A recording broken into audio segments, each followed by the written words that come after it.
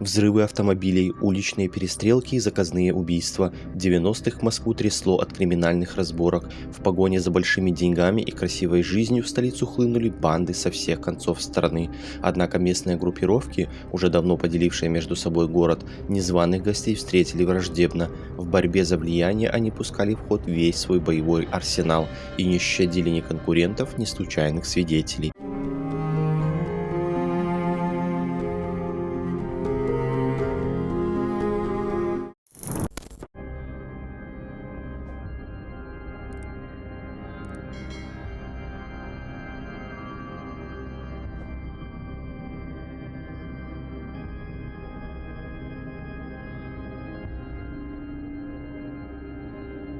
Это было время интердевочек и братков, новой экономической реальности, в которой каждый должен был найти себя. Привычные социальные устои сломались, и началась жизнь без правил. Студентки становились проститутками, безработные спортсмены – бандитами. Первые бригады собирались в качалках. Так на юге Москвы появилась банда под предводительством Сергея Тимофеева, прозванного Сильвестром. Ореховская ОПГ, одна из самых крупных российских банд, действовала на юго-западе столицы с середины 80-х. Ее возглавлял тракторист из Нижегородской деревни Сергей Тимофеев по кличке Сильвестр. Костяк банды сформировали жители района Орехово-Борисово, в основном спортсмены. Начали они с разбойных нападений на дальнобойщиков, потом крышевали бизнесменов, наперсточников, угонщиков машин и квартирных воров, не брезговали и заказными убийствами. К началу 90-х банда насчитывала несколько сотен человек. Она была очень-очень большая. Туда входило, по тем данным, еще, значит, порядка больше 1000 человек. Много неповинных людей страдало даже тогда, когда акции устрашения проводились публично. Расстреливались, например, трамваи для убийства какого-нибудь одного криминального какого-то бригадира, использовались автоматическое оружие, расстреливались люди, попадали под пули даже, как сказать, в обычных трамваях. Сильвестр старался легализовать преступные доходы, вкладывал деньги в банковское дело, автомобильный бизнес и торговлю драгоценностями. Он считался одним из самых влиятельных мафиози не только Москвы, но и всей России. Впрочем, продолжалось это недолго. В 1994-м Тимофеева убили. После гибели главаря группировку сотрясли междоусобные войны. Часть бандитов перебралась в Испанию. В начале 2000-х силовики окончательно разгромили ОПГ, арестовав ее основных лидеров. Большинство получило пожизненные сроки. Дачный поселок в подмосковных Мытищах. Здесь на протяжении нескольких лет базировалась одна из самых жестоких и беспредельных бригад бауманской преступной группировки.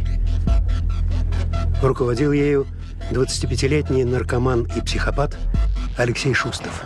Ленчик. Бауманская ОПГ. Бауманцы уже в конце 80-х контролировали весь центр столицы. Занимались рэкетом. Главарем был Владислав Ваннер по кличке Бабон. Ну, во-первых, это люди полностью лишены чего-то человеческого, определенно. Вот. Вот задача перед ними. А второе, это то, что они были согласны на любую работу. Убить так убить. Похитить человека так похитить. То есть они ничем не гнушались. Преступники отличались особой жестокостью и даже в бандитской среде считались беспредельщиками. Несговорчивых коммерсантов нередко вывозили в лес и закапывали живьем. К середине 90-х в банде сменилось несколько лидеров. Все они гибли от рук конкурентов. Между тем ОПГ продолжала крышевать бизнес, совершать заказные убийства, заниматься наркоторговлей. В начале 2000-х силовики арестовали ее основных участников, в том числе успевших перебраться за границу. Все приговорены к длительным срокам. При рассмотрении данного уголовного дела у суда возникали проблемы при вызове в судебное заседание потерпевших и свидетелей, потому что большинство из потерпевших и свидетелей просто панически боялись являться в суд, и суду приходилось принимать меры к обеспечению их явки, то есть кого-то заставляли путем привода, но при этом ряд потерпевших и свидетелей просто охраняли, то есть суд принимал меры к их охране, к обеспечению их безопасности. Московский городской суд вынес приговор. Дождавшись его, следователь Майер навсегда уехал из России. А 8 участников банды получили в общей сложности 135 лет колонии строгого режима. Суд приговорил Шустова Алексея Александровича признать виновным, назначить наказание в виде лишения свободы сроком на 25 лет с конфискацией имущества, с отбыванием наказания в исправительной колонии строгого режима. Приговор может быть обжалован и протестован в течение 7 суток со дня вынесения приговора, осужденный в тот же срок со дня получения копии приговора в Верховном суде Российской Федерации. Измайловская ОПГ. Группировка сформировалась из молодежных банд, орудовавших на востоке Москвы в 80-х. Интересно, что в нее входили не только спортсмены, но и так называемые «синие» – уголовники с солидным криминальным стажем. ОПГ специализировалась на рэкете, наркоторговле, разбоях, грабежах и заказных убийствах. Нередко происходили перестрелки с силовиками, охотившимися на главарей. Причем бандитам почти всегда удавалось скрыться. Со временем их влияние распространилось и на другие регионы, включая Сибирь и Дальний Восток. Нажитые капиталы члены ОПГ отмывали через игорный бизнес, а затем вкладывали деньги в заграничную недвижимость. В конце 90-х многие лидеры измайловских перебрались в Европу, подальше от постоянных разборок. Считается, что из-за рубежа они до сих пор контролируют и развивают свой бизнес на юго-востоке столицы. В Успенском переулке произошло убийство. Около 6 часов вечера недалеко от сада Эрмитаж неизвестными преступниками был убит Василий Наумов, 62 года рождения. По словам сотрудников милиции, он являлся одним из авторитетов коптевской преступной группировки, и его убийство – результат бандитских разборок. После опроса свидетелей удалось выяснить следующее. Наумов на своем автомобиле BMW подъехал к пересечению Успенского переулка с улицы Петровка и остановил машину напротив здания ГУВД города Москвы. Не выходя из салона, Наумов с кем-то разговаривал по радиотелефону. Неожиданно сзади к иномарке подъехал автомобиль «Жигули» 99-й модели, в котором находились 2 человека. Поравнявшись с БМВ, водитель «Жигулей» сбросил скорость, а пассажир открыл по Наумову огонь из автоматического оружия. Затем машина повернула на Петровку и на высокой скорости помчалась в сторону Трубной площади. Стрельбу услышали сотрудники ГАИ и вневедомственной охраны, дежурившие около входа в здание ГУВД. На своей патрульной машине они бросились в погоню за преступниками. К сожалению, в районе станции метро «Красные ворота» в плотном транспортном потоке милиционеры потеряли «Жигули» из виду. Через несколько минут на место происшествия прибыла оперативно-следственная группа ГУВД. Как выяснилось, убийцы стреляли из пистолета-пулемета иностранного производства. Рядом с БМВ обнаружено 10 гильз калибра 6,35.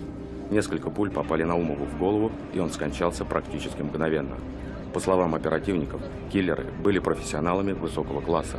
Ведется следствие. Коптевская ОПГ. Влиятельная столичная группировка в начале 90-х держала весь север Москвы. Ее сколотили Александр и Василий Наумовы. Братья занимались вольной борьбой, а после завершения спортивной карьеры взялись за рэкет. Привлекали в банду бывших спортсменов-единоборцев. Сами Наумовы числились руководителями нескольких коммерческих фирм, но был и другой заработок – вымогательство, кражи, заказные убийства и наркоторговля. Все дела бандиты вели только на своей территории, не лезли в чужие районы, однако это не уберегло их от криминальных войн с конкурирующими группировками. В 1995-м убили Александра, спустя 2 года Василия. Последняя перестрелка произошла недалеко от здания Мура на Петровке. После гибели лидеров банда утратила былую мощь, однако продолжала вести преступную деятельность. Вскоре несколько ее участников уехали в Европу, остальные были убиты или сели в тюрьму. Впрочем, если бы он знал, кого грабит, то посчитал бы наказание несущественным. Те, кто знаком с Матусовым, говорят, что на родине он бы, не раздумывая, лично задушил любого, кто посмел бы поднять на него руку. Если бы Басмач рассказал о своей жизни в Таиланде, его прежние друзья, скорее всего, не поняли бы таких пристрастий. Общение с трансвеститами в этих кругах, мягко говоря, не приветствуется. Однако стесняться уже некого. На плане Щелковского кладбища особая полоса – аллея почетных захоронений. Многие ходят сюда как на экскурсию. Посмотреть на причудливые фантазии местных пацанов, не жалевших деньги на обелиски для друзей, погибших в многочисленных разборках 90-х. А Щелковские все там похоронены, да? Там штук 15. 15, да? Где-то здесь мог бы лежать и лидер банды, подмявший под себя весь местный бизнес и организовавший, по сути, конвейер заказных убийств по всей территории бывшего Союза. Но Басмач единственный смог скрыться и от конкурентов, и от полиции. Щелковская ОПГ – одна из самых крупных группировок, орудовавших в столице в начале 90-х, обосновалась в подмосковном городе Щелково. Бандиты обложили данью практически всех местных коммерсантов, а тех, кто отказывался платить, жестоко убивали. С годами аппетиты росли, и на подмосковную ОПГ обратили внимание криминальные авторитеты из других преступных сообществ. К щелковцам стали обращаться за помощью в устранении конкурентов. Они превратились в своеобразную расстрельную команду, получая заказы на работу в разных уголках страны. Просьб убить того или иного человека поступало так много, что штатные киллеры не успевали ездить по командировкам. В бизнесе это называется аутсорсинг. Впрочем, щелковские пацаны об этом, конечно, не подозревали.